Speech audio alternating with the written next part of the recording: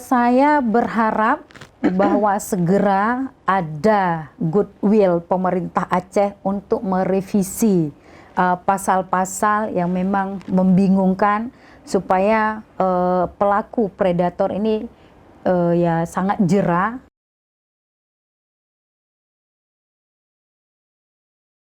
Assalamualaikum warahmatullahi wabarakatuh. Rekan merumpok dengan tuan Indah Rastika Sari Kadon 2022 di edisi Hameh 13 Januari 2022. Tahun boleh saja berganti ya rekan Lun, tapi soal ini, soal kasus kekerasan seksual bisa jadi ini hanya menjadi catatan-catatan yang semakin banyak terjadi. Dan memang kalau kita lihat angka-angkanya, orang-orang pelakunya, bahkan orang-orang di sekitar kita sendiri. Kita akan bahas ini dengan akademisi, yaitu Kak Ina. Nama lengkap beliau, Muazzinah BSc, MPA selaku dosen dari FISIP UIN Araniri. Assalamualaikum Kak Ina. Waalaikumsalam Indah. Thank you so much untuk waktunya Kakak. Terima kasih. Terima kasih. Wah, ini kita bahasnya agak berat Kak. Iya, berat dan sekali miris mana. juga. Iya, ini angkanya apa juga ya? ini ya. Deg-degan juga, sedih juga, gemes juga, marah juga, tapi nggak tahu gimana gitu. Harus dikebiri bahkan kalau netizen bilang. Iya, harus itu dikebiri, kan? iya. Karena memang kasus-kasusnya luar biasa dan orang-orang terdekat, bahkan juga di lembaga yang memang kita percaya sebagai lembaga yang pendidikan, terus lembaga yang dekat dengan kita, lembaga keagamaan, bahkan juga di kampus juga ada kasus-kasusnya. Ya memang kan kalau bilang label predator itu banyak labelnya di belakang. Mau dia akademisi juga bisa jadi. Mau dia anggota legislatif juga bisa jadi. Mau dia wartawan misalnya bisa jadi. Mau dia ustadz atau misalnya di agama lain, pendeta dan sebagainya, apapun label yang dia sandang di belakangnya, itu tidak menutup kemungkinan memang dia akan menjadi predator seksual itu. Cuman kalau saya lihat bagaimana konteks ini menjadi booming, kalau sekarang kita mau bilang bahwa kekerasan seksual itu daruratnya cuma di Aceh, tidak. Bahwa kekerasan seksual itu daruratnya di seluruh Indonesia. Akhir tahun kemarin juga ya Kak, iya, yang memang ini dan banget. Di Indonesia sendiri itu lebih dari 400 ribuan kasus. Dan itu kan nggak sedikit per tahun. Iya, ini udah kayak kasus. Korban tsunami ya, mohon maaf ya kan, kasusnya banyak sekali. Kemudian kalau menurut data yang saya baca dari OPTD PPA Aceh, bahwa di Aceh itu sekitar 697 dan angka itu meningkat sejak pandemi. Nggak tahu kenapa pandemi itu jadi kambing hitam, apakah karena tidak di rumah, tidak bisa berkegiatan di publik, dan lain menjadi kambing hitam bahwa pandemi meningkatkan kasus kekerasan seksual. Sebenarnya kan enggak itu juga gitu prosesnya. Dan mungkin itu kasus yang tidak sedikit yang cuman terungkap gitu. Belum lagi yang fenomena tidak gunung terungkap. es ya Kak, yang kita nggak tahu. Ya, fenomena gunung es, karena kenapa ada banyak faktor yang memang dilihat kenapa kasus kekerasan seksual itu meningkat, baik itu terhadap perempuan, anak, dan sebagainya ya. Karena kalau saya lihat yang pertama itu adalah faktor dari regulasi. Ya, kebijakan, karena kehadiran negara itu kan tiga ya. Pertama itu memang penanganannya seperti apa, kemudian perlindungannya seperti apa, kemudian juga bagaimana proses pendampingan. Ini nanti yang kita akan bahas satu persatu. Poin ini kita masih lemah, 3 poin ini. Menurut saya lemah, kenapa? Karena misalnya ketika kita bicara penanganan, yang sekarang kita lagi sibuk digadang-gadang dengan isu belum disahkannya RUU PKS. Karena memang begini ya Indah, ini tumpang tindih regulasi ini. Kenapa tumpang tindih regulasi? Misal ya, kita cuman punya undang-undang KDRT, penghapusan KDRT. Kita punya undang-undang perlindungan anak, kita punya KUHP. Dan ketiga-tiganya ini kan dalam proses penanganannya itu kan tidak terkhusus dengan konteks kekerasan seksual. Itu misal di KUHP itu kalau tidak salah saya ya, pasal 89 86 apa sampai 89 itu kekerasan seksual itu nggak termuat, tapi dia dibalikkan ke kasus pencabulan sehingga hukumannya cuma 5 tahun. Itu.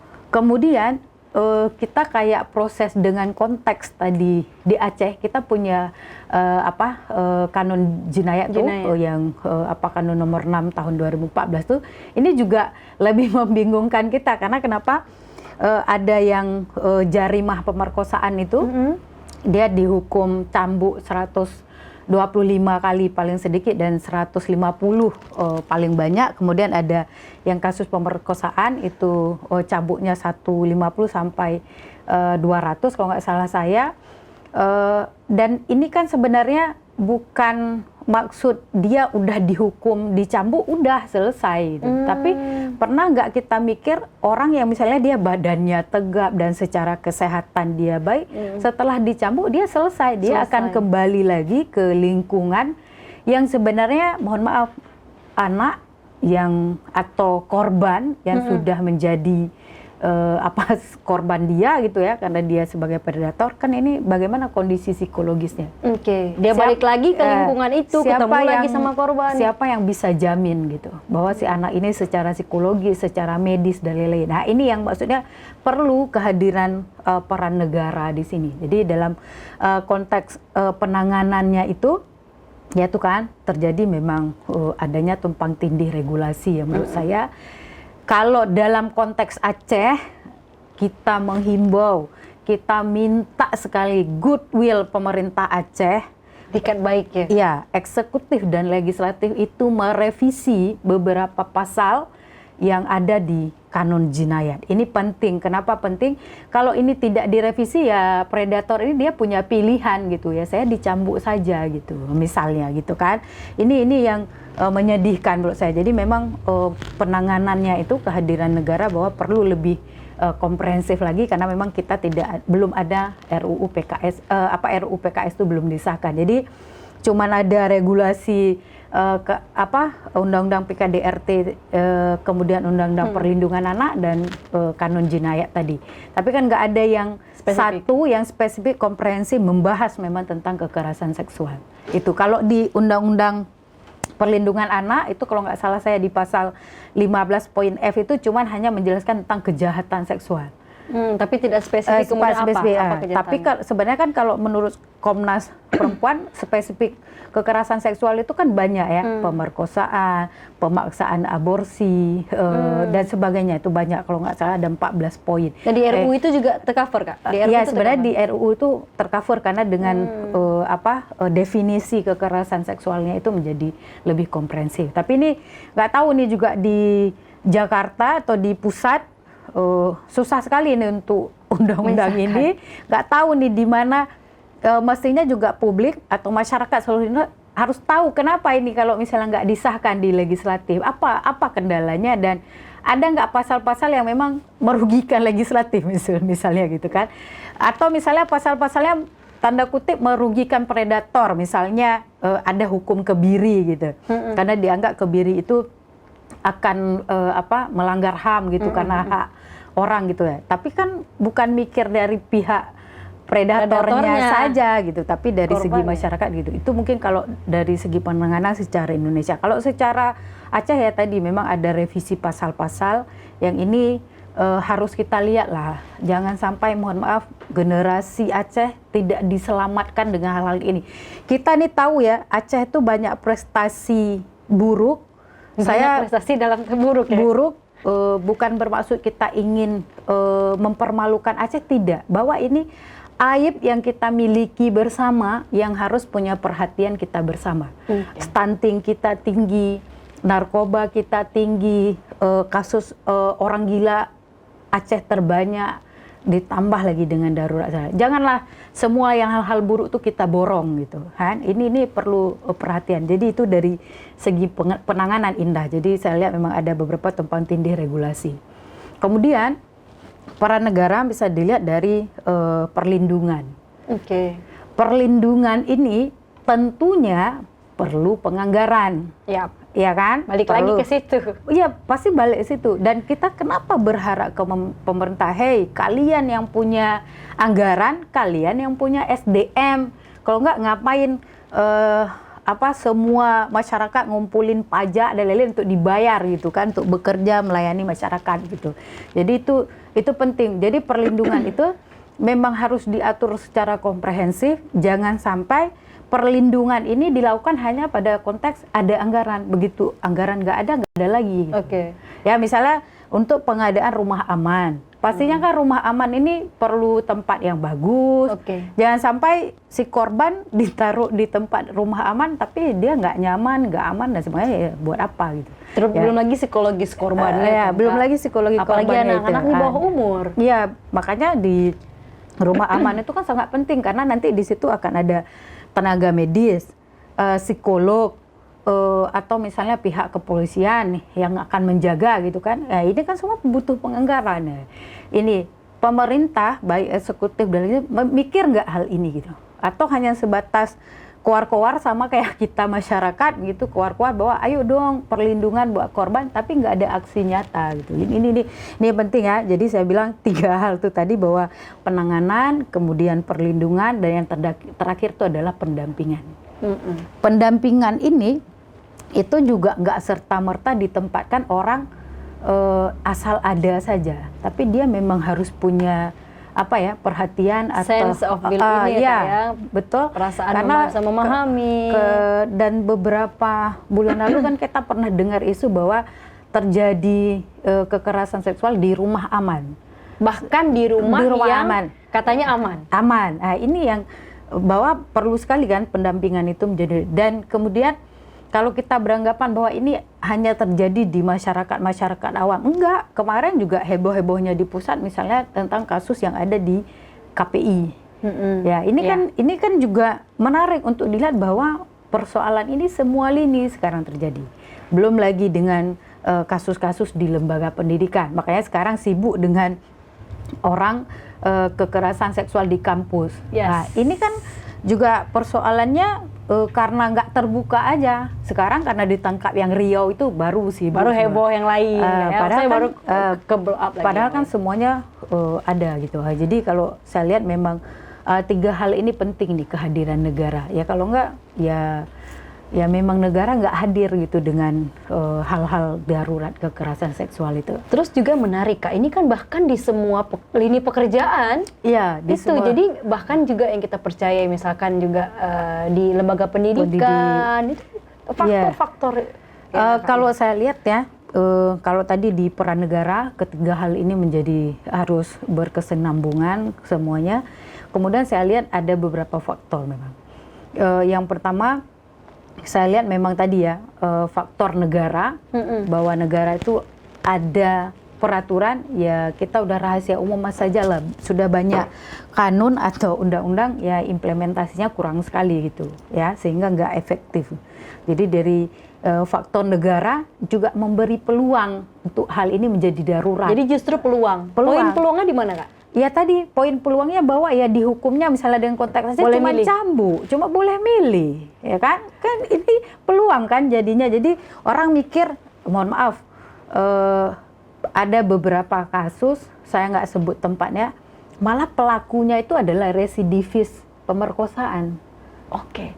Jadi kan orang peluang yang, kan? yes. Kenapa dia udah tahu lah, cuma dicambuk aja. Jadi dia pernah melakukan, setelah akhirnya dia melakukan lagi. Nah itu jadi memang kalau negara tidak melihat ini secara bahwa ini penting sekali, ya ini akan memberikan peluang. Kemudian itu faktor negara ya. Kemudian faktor masyarakat.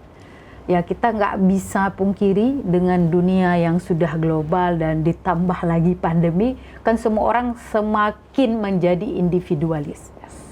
Kenapa menjadi individualis? Tambah lagi kan dengan corona, aduh nggak mau ketemu, takut corona dan lain-lain gitu. Padahal sebelum ada corona juga malas gitu kan.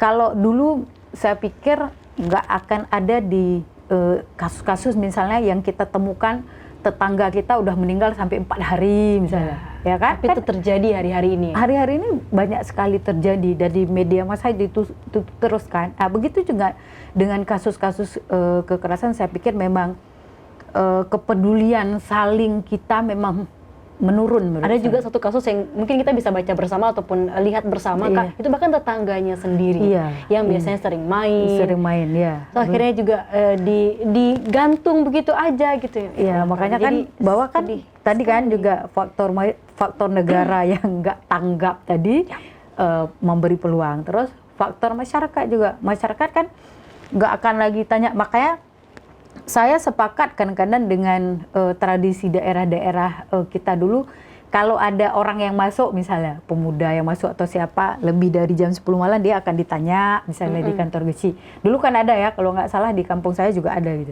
Jadi kalau udah lebih jam 10 malam tuh pasti so sigamnya saya gitu-gitu misalnya. Atau siapa nih orang baru yang masuk. Ini kan sebenarnya bagus untuk kepedulian, sehingga kan kalau ada terjadi sesuatu, minimal orang kampung tahu orangnya gitu. Jadi jangan sampai udah terjadi hal lain tidak, kita nggak tahu lagi orangnya Pak itu. Jadi negara, masyarakat, dan yang terakhir itu memang keluarga. Ya, keluarga juga harus lebih peka untuk melihat apa sih sebenarnya yang sedang terjadi dengan kondisi keluarganya. Misalnya anak perempuannya kemana atau anaknya mau kemana, ya saling terbuka saja. Dan boleh dicek hampir beberapa yang kasus-kasus kekerasan seksual ini memang mohon maaf tidak ada hal yang ini di keluarganya gitu. Maksudnya yang bebas saja gitu kan. Tidak ada saling percaya untuk hal-hal yang kemana anaknya akan pergi, sehingga bukan berarti dibebaskan dengan secara bebas gitu, tapi memang ada untuk menjaganya lah prosesnya, dan itu kan tergantung di masing-masing keluarga lah untuk melihat itu. Kemudian yang terakhir, individu. Misalnya ini karena memang kita bicara konteks kekerasan yang paling banyak itu terhadap perempuan dan anak. Walaupun mungkin bisa jadi ada juga kekerasan terhadap laki-laki gitu kan. Tapi sosok rentan. Sosok rentan kan. Jadi individu ini juga harus lebih mawas diri. Jadi misalnya kalau misalnya dia mau pergi atau dia lagi ada kerjaan, yang tahu dengan kondisi malam, ya dia pintar-pintar sendirilah nanti cari jalan yang memang rame, terang. Ini kan proses-proses mawas diri ini ya kita harus belajar. Kemudian kalau misalnya pun diajak teman yang sangat dikenal pun, walaupun udah sering ketemu dan lain, tapi minimal harus dikasih tahu ke orang tua atau keluarga gitu. Jadi makanya saya dulu ya, kawan saya tuh rata-rata emang cowok. Ya, jadi saya emang lebih suka main sama ini, maksudnya jalan-jalannya atau ketemuannya tuh sama cowok gitu kan, teman dekat itu juga banyak cowok. Tapi kemana tempat yang saya mau pergi, misalnya saya mau nongkrong, itu saya selalu kasih tahu orang tua. Laporan. Jadi kalau misalnya orang tua mau ngecek, misalnya saya nih pergi mau ke Simpang Surabaya misalnya atau apa.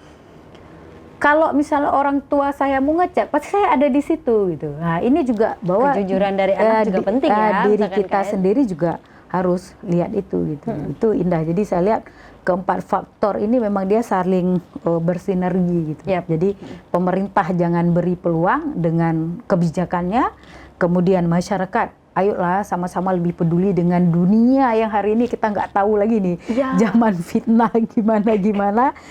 Kemudian keluarga, ya ini juga ya kan menjaga keluarga itu apalagi kalau kan wajib ya.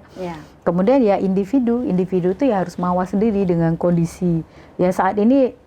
Dunia digital tuh baru kenal, udah mau jumpa dan lain-lain, kan agak susah juga kan? Karena kita bisa banyak kasus-kasus yang aneh-aneh ya Kak. Kalau kita pikir dulu kayak mungkin nggak ya, tapi sekarang terjadi. Iya, sekarang terjadi. Itu jadi kalau saya lihat beberapa hal itu yang penting sekali dengan konteks predator seksual itu, bahwa ya kita tahu kan ada predator, ada korban.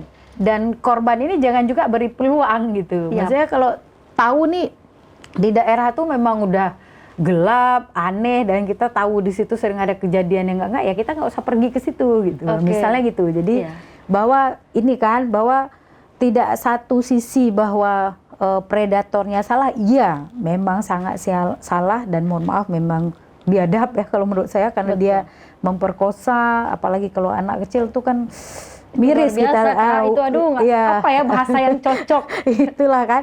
Jadi kalau mohon maaf ya, untuk predator itu ya wajar kalau memang kita mau bilang marah.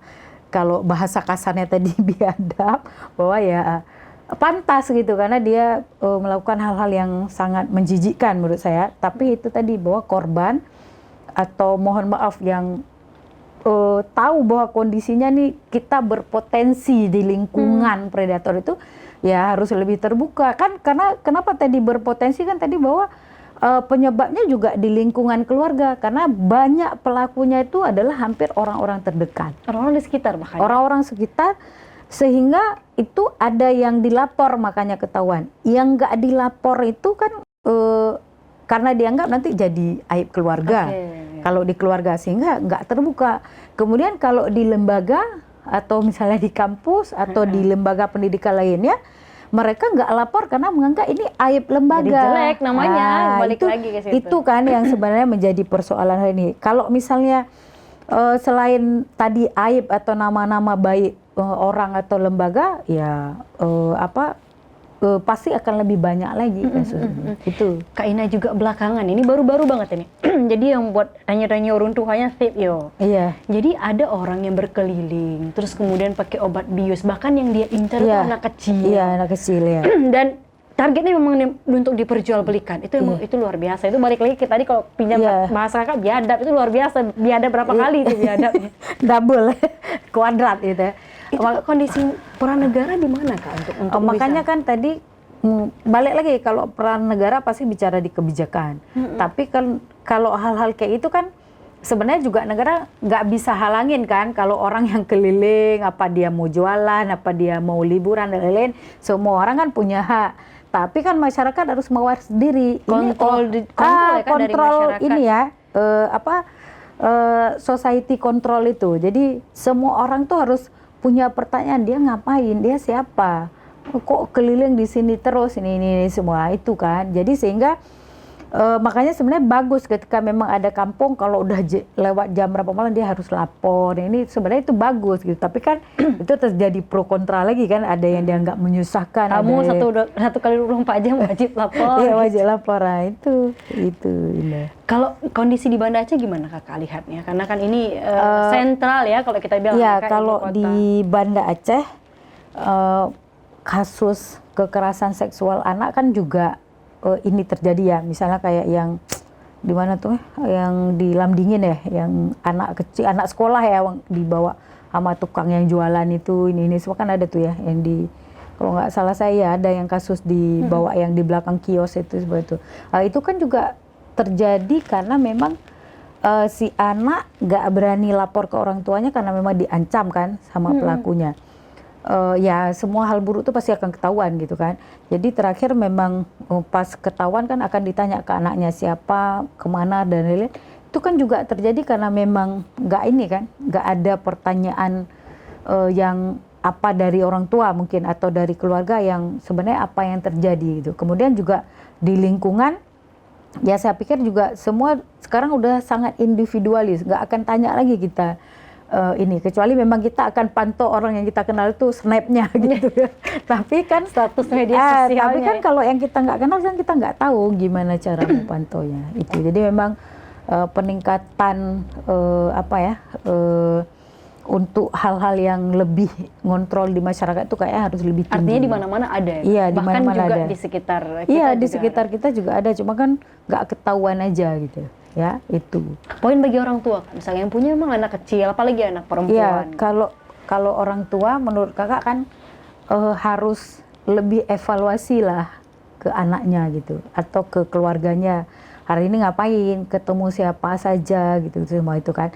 Jadi makanya kalau kakak lihat memang tadi ya dari keempat faktor itu kan harus ada solusi nih. Yap. Kalau dari negara, salah satu solusinya yaitu tadi revisi kebijakan, kemudian memang ada peningkatan edukasi. Edukasi itu ya di sekolah-sekolah itu minimal harus dikasih tahu gitu. Atau misalnya kalaupun itu nggak jadi kurikulum, misalnya guru-guru atau dosen-dosen lah kalau di tingkat kampus, dia harus ada sedikit tausiah misalnya tentang hal-hal itu. Gitu. Dan itu harus reguler ya? Reguler, sehingga kan Rutin.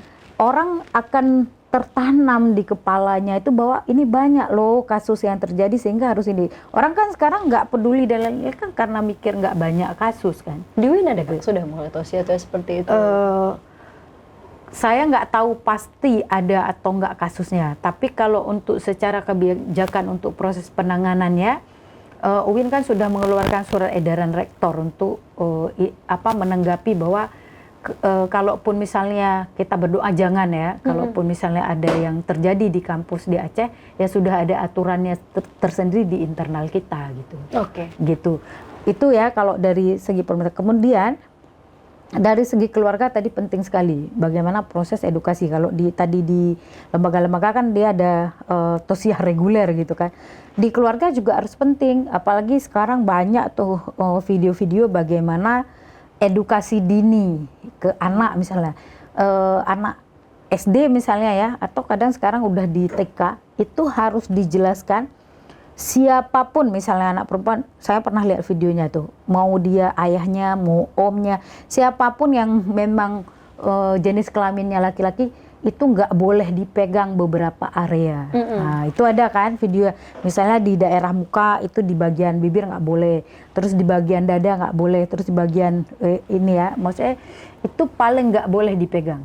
Kalau misalnya ada yang pegang kasih tahu. Ya, ada lagunya tuh Kak, ada lagu ada lagunya. untuk supaya menarik kan. Menarik, ya. itu kan. Karena anak edukasi kayak itu kan lebih enak gitu kan. Karena nanti dia kan akan punya pertanyaan kenapa nggak boleh kan gitu kan. Kita harus punya jawaban itu gitu itu. Dan di masyarakat juga ini Pehtem luar biasa nih mengambil inisiatif untuk bisa begini kan. Ya kadang-kadang kan untuk ngomong kayak gini kan harus punya wadah. Yap. Kalau dosen mungkin wadahnya ya sebatas mahasiswa gitu. Tapi kan ada orang-orang ya kalau ustadz wadahnya mungkin bisa di khutbah-khutbah di masjid-masjid. Nah ini kehadiran media massa itu menjadi sangat penting. Karena kenapa? Media massa juga menjadi salah satu yang bisa merubah kebijakan. Nah jadi kehadiran Pehtem ini, kemudian mungkin yang lain, ini kan akan menjadi masukan. Karena kan isunya akan bergulir terus gitu. Tapi kalau isunya didiamkan, udah nggak ada lagi tuh kasusnya kan gitu. Padahal kan. di bawahnya banyak kan kayak fenomena gunung es saja gitu.